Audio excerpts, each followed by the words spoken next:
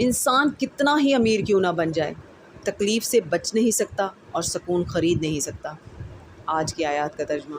پناہ مانگتی ہوں اللہ کی شیطان مردود سے، شروع اللہ کا نام لے کر جو بڑا مہربان نہایت رحم والا ہے۔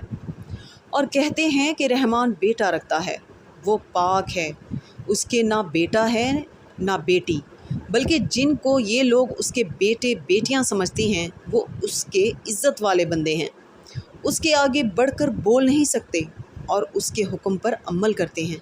جو کچھ ان کے آگے ہو چکا ہے اور جو پیچھے ہوگا وہ سب سے واقف ہے، اور وہ اس کے پاس کسی کی سفارش نہیں کر سکتے مگر اس شخص کی جس سے اللہ خوش ہو، اور وہ اس کی ہیبت سے ڈرتے رہتے ہیں۔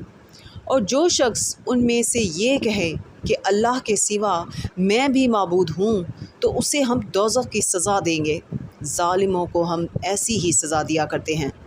کیا کافروں نے نہیں دیکھا کہ آسمان اور زمین دونوں ملے ہوئے تھے تو ہم نے ان کو جدا جدا کر دیا، اور تمام جاندار چیزیں ہم نے پانی سے بنائیں، پھر یہ لوگ ایمان کیوں نہیں لاتے؟